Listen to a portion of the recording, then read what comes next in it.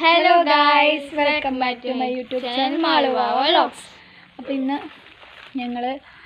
ഞാനൊന്ന് വീട് വരെ ഒന്ന് പോവാട്ടോ. എൻ്റെ വീട്ടിലേക്ക് കുറച്ച് ദിവസമായി അച്ഛനും അമ്മേനെയൊക്കെ കണ്ടിട്ട്. അപ്പോൾ കുറേ ദിവസമായിട്ട് അമ്മയും അച്ഛനും വിളിച്ചുകൊണ്ടിരിക്കുക കേട്ടോ. സ്കൂളില്ലല്ലോ, ജോലിയൊന്നും ഇല്ലല്ലോ, ഒന്ന് വന്നിട്ട് പോകുമെന്ന് പറഞ്ഞിട്ട്. അപ്പോൾ ഞാൻ മാത്രമേ പോകുന്നുള്ളൂ. മാളുവിനെയും വാവേനെയും അനിയത്തിയുടെ വീട്ടിൽ കൊണ്ടാക്കിയിട്ടാണ് പോകുന്നത് കേട്ടോ. ഞാൻ ഒറ്റയ്ക്കാണ് പോകുന്നത്. അപ്പോൾ ഞാൻ പോയിട്ട് വരാം കേട്ടോ. ലിച്ചുമ്മി ഇങ്ങോട്ട് ലിച്ചുട്ടി ഇങ്ങോട്ട് ലിച്ചു.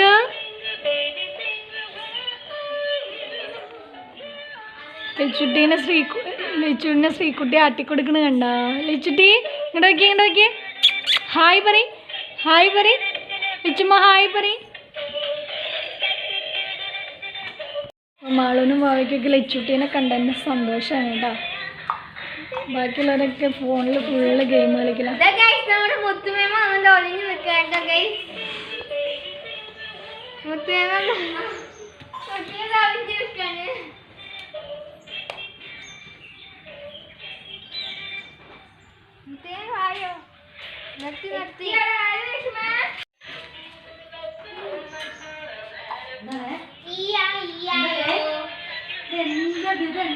അങ്ങനെ ഞാൻ വീട്ടിലെത്തിയിട്ടോ.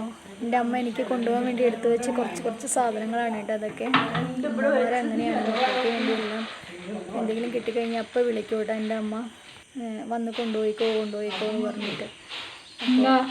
അപ്പോൾ എനിക്ക് ഈ പച്ചക്കറി ഒന്നാമത്തെ കാര്യം ഇവിടെ മാളൂനും വാവിക്കൊന്നും പച്ചക്കറി ഒന്നും ഇഷ്ടമില്ല കേട്ടോ. അവർ വെച്ച് കഴിഞ്ഞാൽ കഴിക്കും. പക്ഷേ ഒരു ദിവസം അടുപ്പിച്ച് സാമ്പാറാണെങ്കിൽ 2 ദിവസം അടുപ്പിച്ച് സാമ്പാറാണെങ്കിൽ ഇന്ന് സാമ്പാർ തന്നെയാണോ എന്ന് ചോദിച്ചുകൊണ്ടിരിക്കും കേട്ടോ. അങ്ങനെയാണ്. അവർക്ക് കുറേ ഇറച്ചി മീനൊക്കെ എന്തെങ്കിലുമൊക്കെ വേണം. ഇതാണ് കേട്ടോ എൻ്റെ അച്ഛനും അമ്മയും എന്തൊക്കെയോ പറയുകയാണ് അവർ. ഞാൻ പോയപ്പോൾ ആരുടെയൊക്കെയോ കാര്യങ്ങൾ ഇങ്ങനെ പറഞ്ഞുകൊണ്ടിരിക്കുക. അപ്പോൾ എല്ലാം ചാക്കിലാക്കിയിട്ട് എൻ്റെ അമ്മ കെട്ടി റെഡിയാക്കി വെച്ചു കേട്ടോ. അച്ഛന് വയ്യ, ഭയങ്കര ക്ഷീണമാണ്. അതുകൊണ്ട് അച്ഛനങ്ങനെ ഇരിക്കണം കേട്ടോ. അപ്പം ഞാൻ അവിടെ നിന്ന് വീട്ടിൽ നിന്ന് വന്നു കേട്ടോ. അപ്പോൾ അനിയത്തിയുടെ വീട്ടിലേക്ക് എത്തി. മാളുവിനെയും വാവിനെയും കൂടി കൂട്ടാൻ വേണ്ടി വന്നതാണ് കേട്ടോ.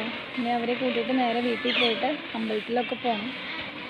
എനിക്കായിട്ട് തന്നു വിട്ട കുറേ സാധനങ്ങൾ കാണിച്ചു തരാം കേട്ടോ. ഇതാണ് അമ്മമാരുടെ സ്നേഹം എന്ന് പറയുന്നത്. അതിന് പകരം വയ്ക്കാൻ വേറെ ഒന്നും ഈ ഭൂമിയിൽ ഇല്ലല്ലോ അല്ലേ. കൊണ്ടാട്ടം മുളക് ഉണ്ടാക്കി വെച്ചിട്ട് അതാണ് കേട്ടോ. അത് ഇട്ടുന്ന കോഴിയുടെ ഇടയിൽ വെച്ചിട്ട്. പിന്നെ ചെറുപയർ, പയറ്, കടല,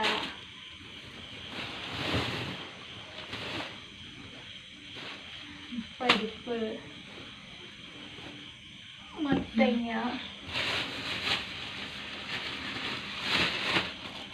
കായാണ് കേട്ടോ. എനിക്ക് ഈ കായ ഇഷ്ടമില്ല. ഞാൻ അമ്മോട് ഇത് വേണ്ടാന്ന് പറഞ്ഞതാ.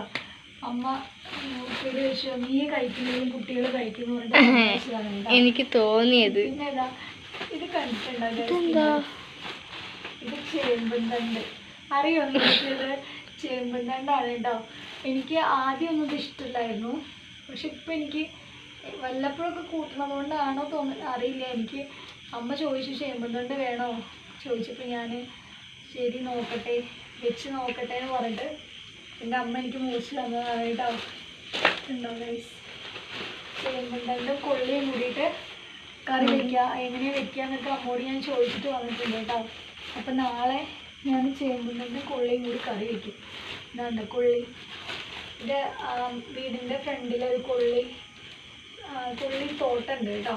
അവിടുത്തെ ചേട്ടൻ അച്ഛന് പറിക്കുന്ന ടൈമിൽ വെറുതെ കൊടുക്കണതാണ്. ഇങ്ങനെ കുഞ്ഞു കൊള്ളികളൊന്നും വിൽക്കാൻ പറ്റില്ലല്ലോ. അപ്പോൾ അവിടുത്തെ ചേട്ടൻ അമ്മയ്ക്ക് അച്ഛനിങ്ങനെ കൊടുക്കണതാണ് കേട്ടോ. അത് കുറേ ഉണ്ട്, എനിക്കിത്രയൊന്നും വേണ്ട. പിന്നെ ഇത് അരിയാണ് കേട്ടോ. റേഷൻ കടയിൽ നിന്ന് കിട്ടുന്ന മട്ടരിയില്ലേ, ആ മട്ടരിയാണ് കേട്ടോ.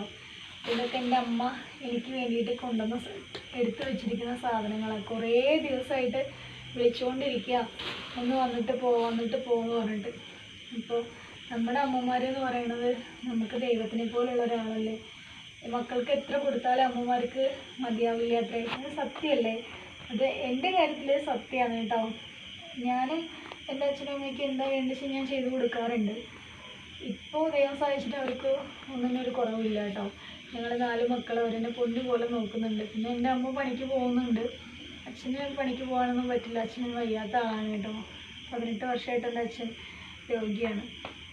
പക്ഷെ എൻ്റെ അച്ഛനും അമ്മയ്ക്കും ഇന്ന് എന്തൊരു ബുദ്ധിമുട്ട് വന്നാലും ഞങ്ങൾ 4 മക്കളും എൻ്റെ അച്ഛൻ്റെ അമ്മയുടെയും കൂടെ തന്നെ ഉണ്ട് കേട്ടോ. അതുകൊണ്ട് അവർക്ക് ആൺമക്കളില്ല എന്നുള്ളൊരു സങ്കടമുണ്ട്.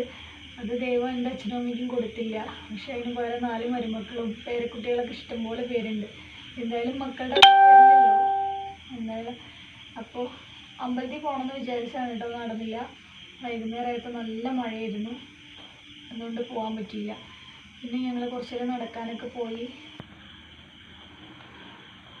അപ്പോൾ ഇതൊക്കെയാണ് ഇന്നത്തെ വിശേഷങ്ങൾ. പ്രത്യേകിച്ച് വേറെ വിശേഷങ്ങളൊന്നുമില്ല. അച്ഛനും അമ്മയും കാണാൻ പറ്റിയെന്നുള്ളതാണ് ഇന്നത്തെ സന്തോഷം. പിന്നെ ഞാൻ എല്ലാ പ്രാവശ്യവും പോകുമ്പോൾ അച്ഛന് പൊറോട്ടയും ചിക്കൻ കറിയും വാങ്ങിച്ചു കൊണ്ടുപോകാറുണ്ട് കേട്ടോ. ഇന്ന് ഞാൻ കൊണ്ടുപോയില്ല എന്ന് വെച്ചാൽ കാരണം പൂജവെപ്പല്ലേ. അപ്പം ഞാൻ എന്തായാലും വ്രതത്തിലാണ്. അപ്പം ഇന്ന് നല്ലൊരു ദിവസമല്ലേ, അതുകൊണ്ട് കൊണ്ടുപോകാതെ പോയതാണ്. എന്നിട്ട് അനിയത്തി വിളിച്ചപ്പോൾ അച്ഛൻ പറഞ്ഞു അത്രേ പൊന്നു പൊറോട്ട കൊണ്ടുവന്നില്ല എന്ന്. വൈകിട്ട് അനിയത്തി വിളിച്ചിട്ട് പറഞ്ഞപ്പോൾ എനിക്ക് വിഷമമായി കേട്ടോ. ഞാൻ എത്ര നേരം വൈകിട്ട് പോവുകയാണെങ്കിലും എൻ്റെ അച്ഛനെ അച്ഛൻ കഴിക്കില്ല. ഒരെണ്ണം ഒരു പകുതിയൊക്കെ കഴിക്കുള്ളൂ. പക്ഷെ ആൾക്ക് ചിക്കനും മീനൊക്കെ ഭയങ്കര ഇഷ്ടമാണ് കേട്ടോ. പക്ഷെ ഒന്നും എനിക്ക് കൊണ്ടുപോകാൻ പറ്റിയില്ല. അതുകൊണ്ട് ഭയങ്കര സങ്കടമായി അച്ഛനത് പറഞ്ഞു എന്ന് പറഞ്ഞപ്പോൾ. പിന്നെ എന്തായാലും ഒരു ദിവസം പോയിട്ട് അത് വാങ്ങിച്ചു കൊണ്ട് കൊടുക്കണം. ഞാൻ കഴിഞ്ഞ ദിവസം അച്ഛനെ വയ്യാണ്ടായിട്ട് ആശുപത്രിയിൽ കൊണ്ടുപോയി വരണ ടൈമിൽ ഞാനും അച്ഛനെയും കൂട്ടിയിട്ട് ഹോട്ടലിലൊക്കെ കയറി അച്ഛനും ബിരിയാണിയൊക്കെ വാങ്ങിച്ചു കൊടുത്തു കേട്ടോ. കുറേ കാലങ്ങൾക്ക് ശേഷമാണ് ഞാനും എൻ്റെ അച്ഛനും കൂടി ഒറ്റയ്ക്ക് പോയി ബിരിയാണിയൊക്കെ കഴിച്ചത് കേട്ടോ.